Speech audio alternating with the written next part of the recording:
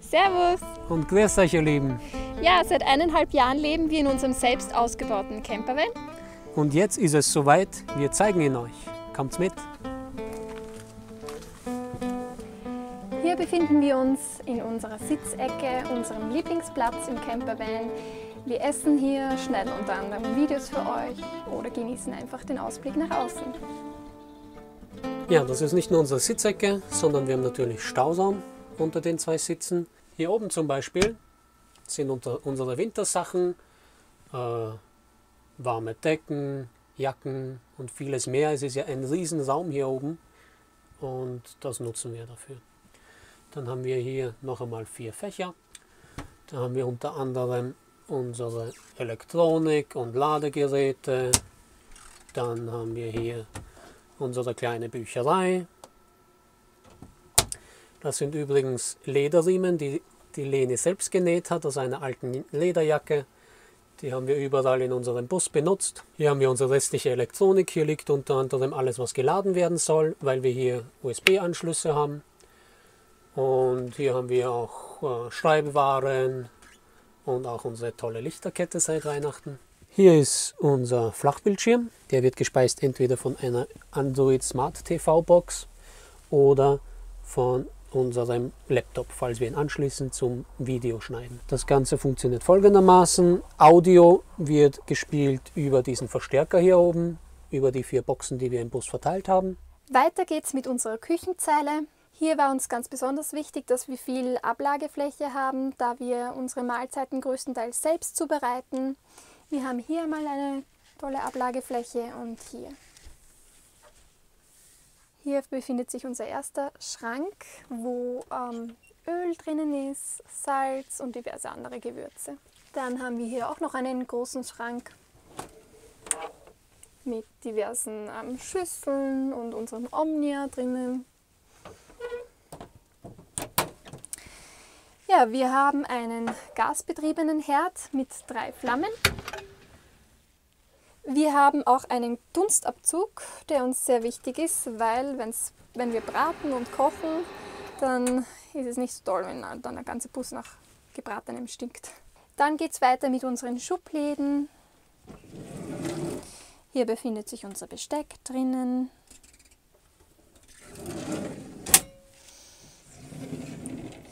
Dann Teller, Trinkbecher. Da haben wir dann noch Töpfe drinnen, sonstige Küchenutensilien und ganz unten da befinden sich unsere Dosen drinnen, Bohnendosen, Tomatendosen und so weiter und so fort. Dann machen wir weiter mit unserem Kühlschrank, der ein Fassungsvolumen von 100 Liter hat und auch ein Gefrierfach hat. Hier haben wir ausreichend Platz. Ja, dann haben wir hier noch unseren Korb, wo wir unsere Kartoffeln drinnen lagern. Übrigens eine ganz kleine Kartoffel. Dann haben wir hier noch unseren Mülleimer, der ausziehbar ist. Und unten befinden sich dann nur mehr unsere Schuhe, Besen und zu guter Letzt 2 Schränke. Einmal mit Technik drinnen und hier, ja, was ganz Weltbewegendes, unser Toilettenpapier. Ja, gleich gegenüber befindet sich unser Waschbecken. Hier haben wir alles Mögliche, angefangen von Kosmetik, Waschutensilien und hier waschen wir natürlich dann auch unser Besteck vom Kochen. Hier haben wir so eine Art Abtropftasse, wo wir dann die Teller reinschlichten und das Geschirr, das kann dann abtropfen.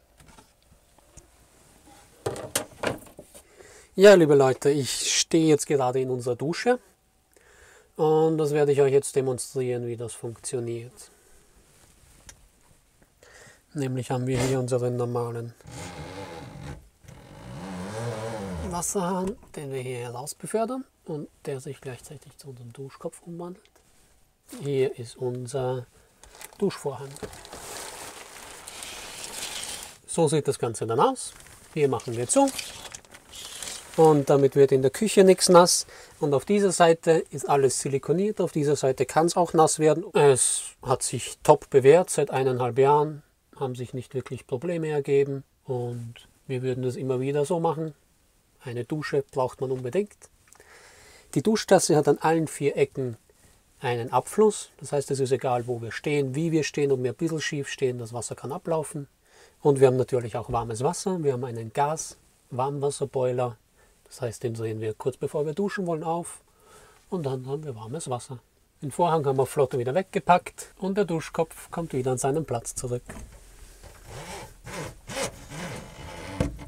Hier hinterm Spiegel befindet sich unser Hauptwassertank. Der hat 150 Liter Fassungsvermögen. Und hier ist ein Schlauch. Das ist unsere Füllstandanzeige. Das heißt, je nachdem, wo hier das Wasser steht in dem Schlauch, wissen wir, wie viel Wasser wir noch haben. Daneben seht ihr einen zweiten Hahn. Das ist unser Trinkwasser. Das heißt, im Hauptwassertank haben wir nur Brauchwasser. Damit können wir duschen, waschen, was auch immer. Und hier haben wir nur Trinkwasser. Das heißt, wir müssen immer speziell darauf achten, welches Wasser wir hier einfüllen. Das geht ganz einfach. Einmal die Deckel entfernen und dann können wir unseren Wassertank entfernen, auffüllen, das Ganze wieder rückgängig machen. Hier haben wir noch einen Hahn, zum Beispiel fürs Wäschewaschen. Dann stellen wir nämlich hier die Waschmaschine hin und wir können hier direkt auffüllen. Man könnte sich hier auch die Füße waschen, aber das hier ist nur kaltes Wasser. Nur hier oben haben wir Warmwasser. Hier ist auch gleich die Gasheizung und ganz wichtig, das ist unsere Wasserpumpe. Hier haben wir die Bedienelemente für unsere Gasanlage. Hier ist einmal der Gasfernschalter. Das heißt, das ist ein Magnetventil direkt an der Gasflasche. Wir müssen die Gasflasche nicht immer abdrehen, weil das können wir auch hier machen. Dann ist hier das Bedienteil für den Boiler, für den Warmwasserboiler. Das heißt, wenn wir duschen möchten, drehen wir hier auf, warten eine Viertelstunde, dann ist das Wasser warm und wir können duschen oder wir haben Warmwasser für was auch immer. Und hier daneben ist das Bedienteil für die Warmluftverteilung. Wir haben nämlich im ganzen Bus Warmluftrohre verlegt. Einmal hier direkt, um unsere Füße zu wärmen, einmal um diesen Raum zu wärmen und einmal hinten im Bett, damit uns dort auch nicht kalt wird. Was befindet sich jetzt hier hinten? Einmal ganz viel Stauraum. Hier oben befinden sich Handtücher, unsere Bade- oder Morgenmäntel und Geschirrtücher. Hier beginnt unser Kleiderschrank, das ist Gabriels Schublade, das ist unsere gemeinsame Schublade mit Unterwäsche und das ist meine. Das sind unsere Schubladensicherungen. Dadurch kann während der Fahrt die Schublade nicht aufgehen. Ganz unten haben wir dann noch einmal zusätzlichen Stauraum, wo unsere Putzutensilien verstaut sind. Dann zu meiner linken Seite noch einmal Stauraum. Hier drinnen befindet sich unser erweiterter Kleiderschrank. Hinten haben wir unsere Gitarre verstaut und ganz unten befindet sich unsere Gasflasche.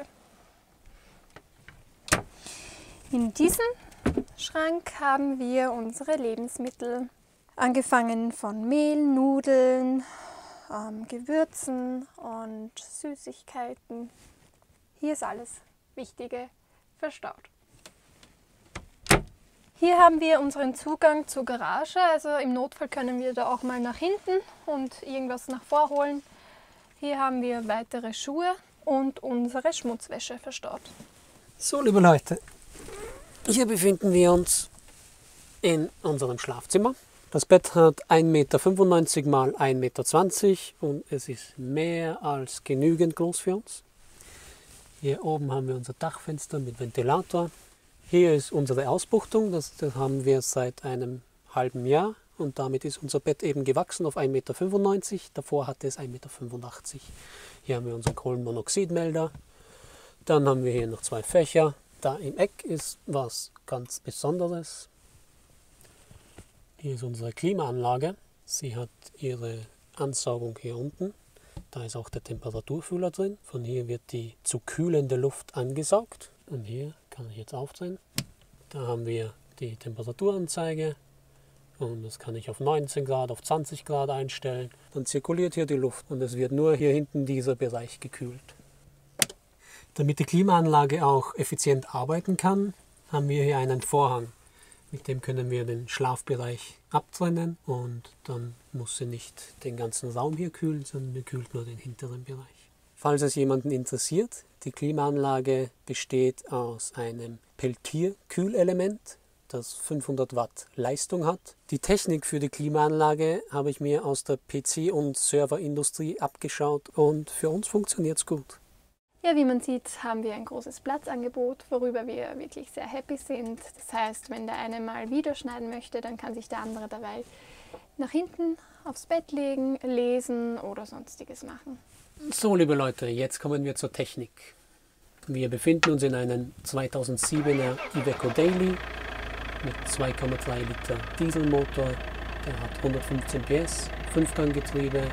Es ist der lange Radstand. Wir haben eine Fahrzeuglänge von 7 Metern. Es ist ein 3,5 Tonnen Fahrzeug, also mit dem B-Führerschein zu fahren. Und jetzt kommen wir zur Elektrik. Wir haben 2 Solarpaneele mit insgesamt 550 Watt am Dach oben.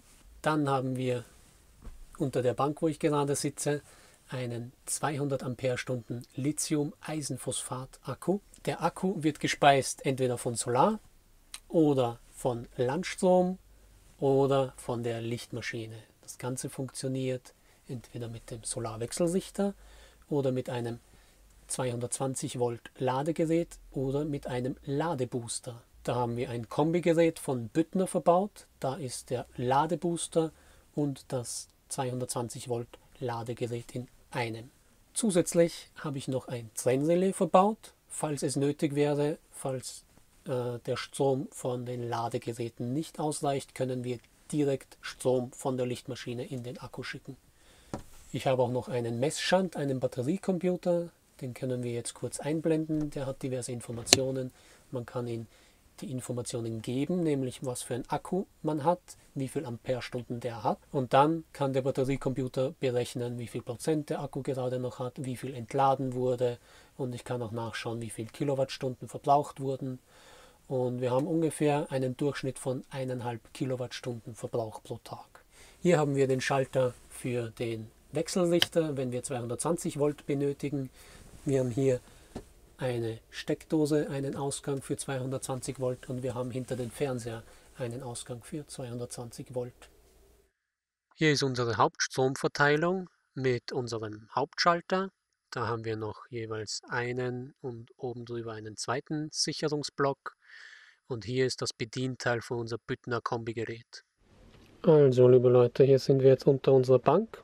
Hier haben wir den Messschand, der an den Batteriecomputer gebunden ist und misst, was reinfließt in die Batterie, was rauskommt. Hat auch einen eigenen Temperaturfühler und zeigt das alles am externen Bildschirm an, den wir jetzt auch gleich einblenden.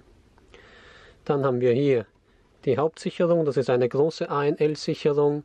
Hier haben wir eine kleine ANL-Sicherung für den Wechselrichter. Hier haben wir unseren großen Wechselrichter, der kann 1,5 kW Dauerleistung und 2 kW Spitzenleistung für einige Sekunden, hat eine reine Sinuskurve. Hier ist unser Victron Solarladeregler und hier ist unsere große Batterie. Hier ist noch von Victron ein Temperaturfühler und eine Voltanzeige.